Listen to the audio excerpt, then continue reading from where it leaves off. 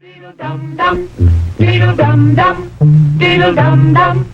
There was a turtle by the name of Bert. I turn myself into a turtle, Morty. I'm Turtle Bert. You're Bertle the Turtle. I'm Bertle the Turtle. Yeah. And cover, duck and cover. So why am I here?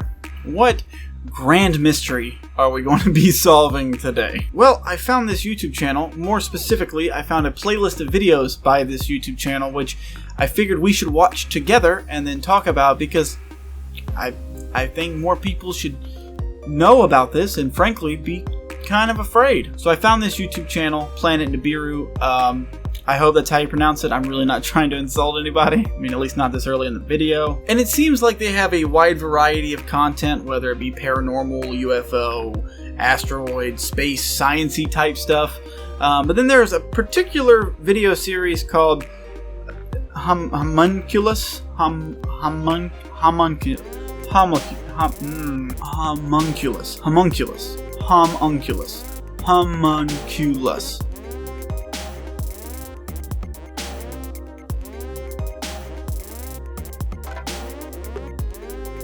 Homunculus. Now I have watched a little bit of this video because with a name like Man Creates Monster in His Basement with Sperm and Chicken Egg, Home Alchemy, how can you not fucking click on it? And what I seen was pretty disturbing, to say it mildly. So we're gonna watch this, we're gonna talk about this, and probably scrub my eyeballs with bleach afterwards. Side note, just jumping in, first impression, I think it's a bad idea, this whole thing that we're about to get into. I don't know much about alchemy, but from what I've seen, it's not good. I'm basing 100% of everything I just said off the fact that I've seen a couple episodes of Full Metal Alchemist. Alright, cool, so we have an actual definition for alchemy. The medieval forerunner of chemistry based on the supposed transformation of matter. It was concerned particularly with attempts to convert base metals into gold to find a universal elixir. For the last 9 months or so, I've been following the saga of the Homunculus. These creatures are created by a home alchemist who basically does DNA testing in his basement. He creates these creatures by making a small opening in the egg and injecting sperm into it. He then seals it for... First question, what kind of sperm? I'm assuming human.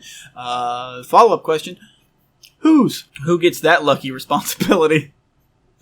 It's probably his. Although he and I were trying to do very different things with alchemy that were pretty much at the opposite ends of the spectrum, at least I know that someone out there is getting some results. As it turns out, he was doing basic genetic alchemy, splicing the human gene with that of a chicken. So definitely human sperm. So I watched as he created some of these things. Many folks said he would not be able to do it, and the first couple were stillborn, and he just tossed them out. But by the third time, he had one that was alive and moving. Oh. Whoa. Why? Stop twitching. You're making it worse. Why is it moving? If that thing doesn't give you just nightmares already,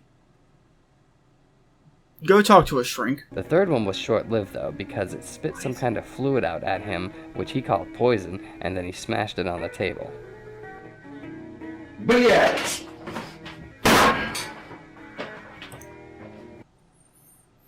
Guess that's a way to handle it. I gotta watch that again. BS. Do not defy me, creature. I am your god. Is that blood?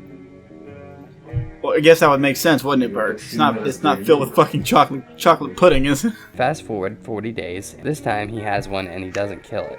Sure. But he puts it in a glass jar and starts trying to feed it. What the fuck is that? He figures out how to feed it with a protein. What in the holy name of Darwinism is that bastard child of science and witchcraft? What the fuck is that? I like its one strand of hair. That's cute. I don't, however, like the little goopy Over time, it shit evolves into a dripping much out of larger creature that has a mouth and sucks food in as he thinks drops the red it thing in is the a jar. tongue that smells the He water studies the around it. homunculus and finds that he gets a small reading of electrical activity from it.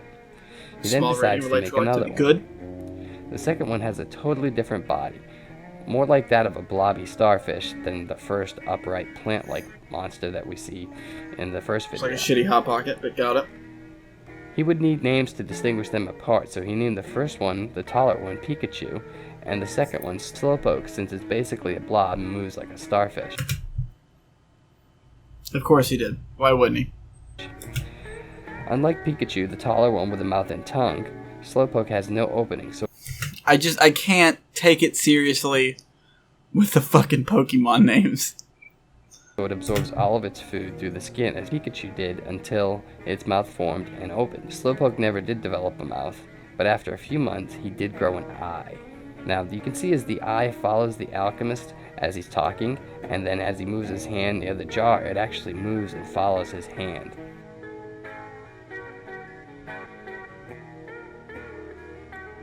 I don't like that. I don't like that at all. I swear to God, if these things kill us all, I swear to God, I guess I'll just die or something. When we last visited Corny and the two homunculi, What is that Winnie the Pooh looking motherfucker? Where do I start? So they merged the two into a super death blob. as you know, if you've been following the series of videos we have done on this subject, the homunculus had stopped eating meat after it merged with its counterpart. After the merger, it was surviving by absorbing protein powder that was added to the water, and then on small pieces of vegetables that the alchemist was feeding it. Okay. The alchemist attributed the loss of appetite to the merger and the energy it took for the two entities to merge to create the new entity. As a result, the homunculus has not grown very much since the merger. But the alchemist was not to be deterred from his research and found some text in his alchemy books that suggested that blood could be used to entice the homunculus to eat. He reasoned that he should try this approach and added a few drops of his own blood to the water, to which the homunculus reacted dramatically. Okay. Alright. Here we see Corny the alchemist smearing his own blood on the meat before he puts it in the tank with the homunculus. The homunculus eats it with no issue. But how do we get here? After a few days of adding blood to the mix, Corny tried adding blood to the outside of the meat. When he did, he was surprised to see that the homunculus ate it straight away with no hesitation. This was great news for the alchemist, as he is now able to begin feeding the animal meat and watching it grow. What this means, though, is that the homunculus has a heart and pumps blood through its simple form. This is big news, because we know now that it has more organs than we originally thought. The fact that it has a heart, veins, and blood, in addition to an eye, a mouth, and teeth, puts this animal much higher on the food chain than the simple organism that we originally thought it was. Good. Spitting poison into the water, growing in more. If it's spitting poison, I don't want to know about the more. Watch as the fluid is expelled from the homunculus's mouth. Isn't that crazy? It's definitely expelling some type of fluid out of its mouth. The alchemist keeps referring to this fluid as poison, however I do not know how he has come to this conclusion. Corny the alchemist has been pondering exactly what the homunculus seems to be spitting out at certain times. Many folks have said that they believe that this is waste or excrement that the homunculus is putting off. The alchemist was considering this also, but he believes that this milky substance is more related to the substance that the first homunculus spit on his arm before he smashed it with a book. He states that the first time it spit on him, his arm had a reaction to the substance, like a rash that was uncomfortable. He said it was not extremely painful, but it was uncomfortable and left a rash on his skin. But Corny wanted to know more about this substance, so he decided to do a couple of tests on it to see what he could find out. The first test would be to apply this substance to some other living thing to see if it has an effect on it. First up was a common houseplant. Corny applies some of the fluid from the homunculus to the plant and then waits for the test results. By the end of the first testing day, the fluid has had a major effect on the houseplant. It has wilted the plant almost entirely, almost like we poured bleach on it or something like that. At the behest of so many people who have been asking for him to put a fish in the tank, he has agreed, and the results are nothing short of amazing. I'm so sorry, fish. At first, the fish swims around for a second and there seems to be no action. The homunculus is very still and the fish seems safe. But a moment later, the fish just seems to faint. At this point, Corny attempts to grab the fish with some metal forceps to feed it directly to the homunculus. But he is shocked by the camera wire and the video cuts off. Now things get really interesting. When he returns, he explains that he was not shocked by the camera wire, as he originally thought. It was the homunculus that shocked him, and he surmises that this is what caused the fish to faint. Okay, so let's go down the list of things that we know about this thing. It has a taste for human blood. It spits poison, and now it electrocutes the water.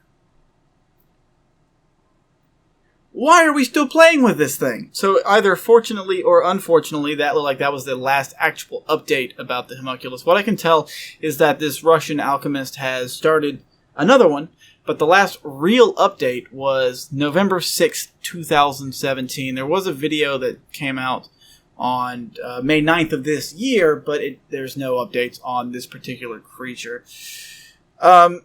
So that can mean a couple things. That can mean it's dead and he has nothing to talk about, or he's tired of faking it. Because a lot of people seem to think it's a fake. As far as where I sit on it, I'm not sure. We'll actually get to that in a second. But it looks like, as of now, that's the last update, and it was from last year. So we're going to do some research real quick to see if we can find anything else about it outside of this YouTube channel.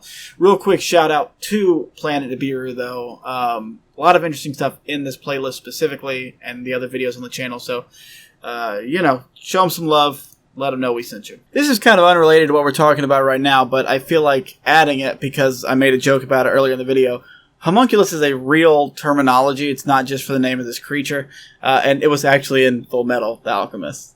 It was part of the anime, so that's pretty funny. Alright, so let's summarize. I tried pretty hard to find other updates on this thing outside of the Planet Nibiru channel. And frankly, I couldn't see anything specific, but I see a lot of people online trying to debunk the actuality of this existing, if it's real, if it's fake, even showing as far as how they believe he would have recreated some of the movements and things like that. I don't know where I sit with it, frankly. I think that if it is real, it's very bad. I've seen enough sci-fi horror movies to know that this is how the end of the fucking world starts. I mean, it's only a matter of time before that thing gets out of its cage somehow and starts feeding on human flesh. So in the slim, yet somehow still kind of possible reality that this thing might actually exist in the real world, I just want to address our soon-to-be dark overlords, the homunculus. I'm sorry. I'm sorry we brought you into the world. I'm sorry we stuck you in a glass tank. I'm sure it was horrible, and I'm sorry. Just spare us. We can show you so much.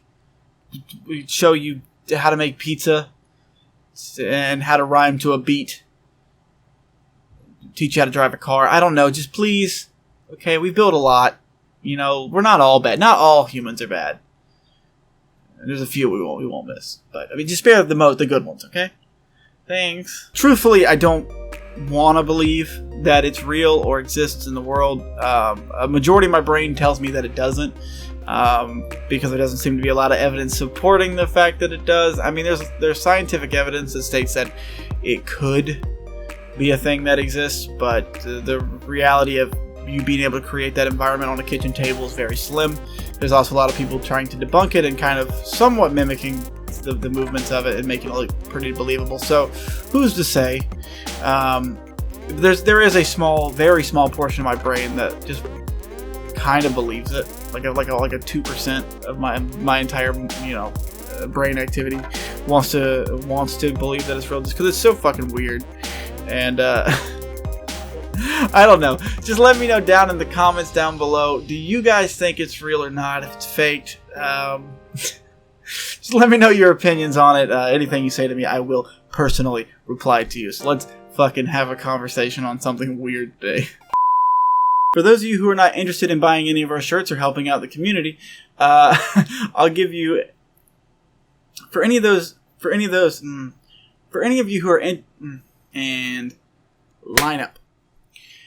I forgot to do a lineup originally. That's gonna suck. I'll put it to you like this. If Hurricane Florence was the Dale Earnhardt of hurricanes, the east coast of North Carolina was kind of like the outside wall at Daytona. For those of you who understand that joke, I'm sorry, because it was fucking terrible. I don't even know if I can put that in the video.